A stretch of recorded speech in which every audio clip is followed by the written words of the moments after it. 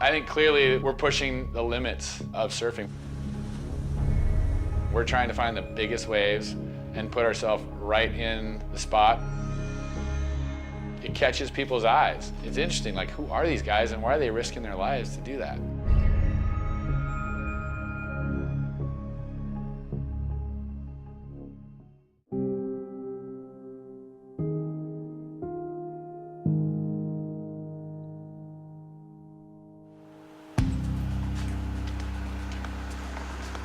Work for me is get up in the morning, get on the Muni train, go downtown, and go up onto the 6th floor of an office building and jump into my office chair and sit in front of my office computer. And I'm trying to just focus on work, and it can be really hard sometimes. My mind's racing, thinking about all these different details when you go out and approach big waves. So it's a tough balance. Unfortunately, we all sort of have to strike that balance of working and playing.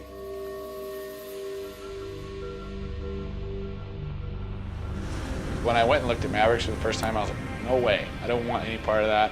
I saw guys wiping out and all of, boards breaking. Then a couple years later, I realized, like, I do want that challenge.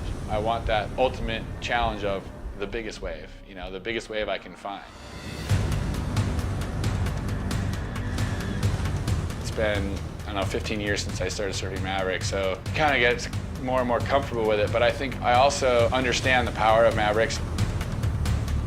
You have to respect it and not put yourself in too much of harm's way out there. A lot of times Mavericks will grab you and shake you, and it feels like someone's kind of punching you in every direction. Some of the worst beatings I've had, it probably felt similar to like a motorcycle accident. All you see is the bike sort of goes one direction, the guy goes the other direction, and you just see arms and legs tumbling around.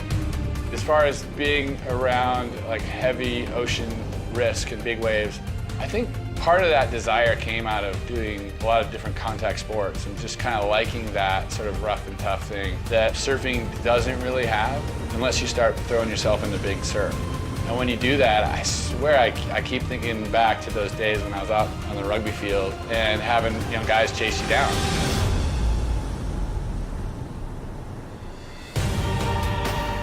I enjoy getting scared. The adrenaline of the occasional wipeout and getting stuck in certain situations. I get scared like everybody else, but I just kind of deal with it. The 2010 Mavericks contest, I had a few problems right before the contest. A bruised rib situation. The first heat, I did really well, but I had a lot of pain and I was not feeling well. So after that first heat, I sat on a jet ski, I threw up, I was shaking. So when I jumped on my board and paddled out to the semifinals, I had no strength. I was like, I don't know how long I can do this for. And I saw a wave, a set coming, and I just paddled over into position, and I was just like, I'm going. I just committed to it way early, and I just put my head down, paddled as hard as I could.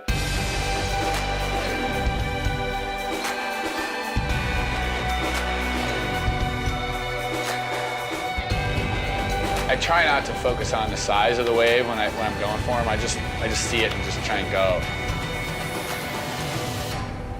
I always realize, looking back, like, that was a big wave.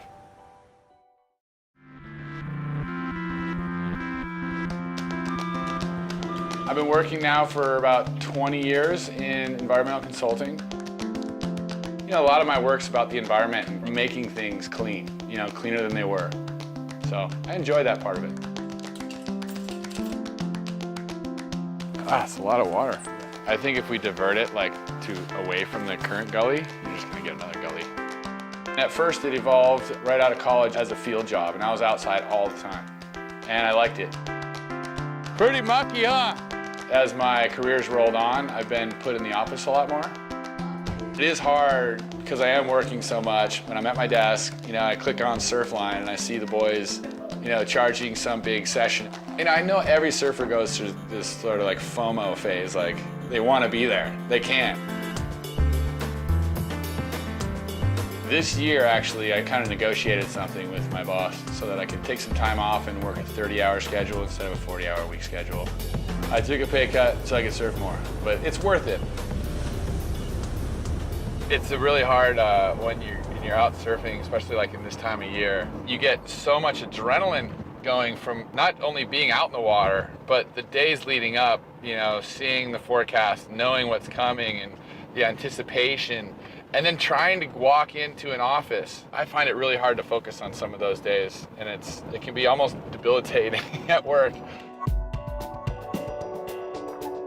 I think I've made a lot of sacrifices in my life.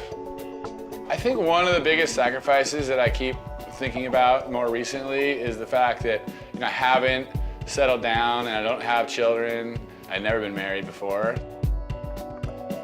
I need to kind of focus on where am I headed in terms of, do I want a family? Because not having a family and not having to take care of children has allowed me the ability to surf and chase big waves and work hard when I'm not doing that. Do I get bored out of Mavericks? No. Every time I go out there, to me, is special. Looking back at the mountains and the rocks, it's beautiful, it's amazing. It's when I can just clear my mind and not think about work and not think about, you know, all the stresses that life brings us. It all just goes away when I paddle out there.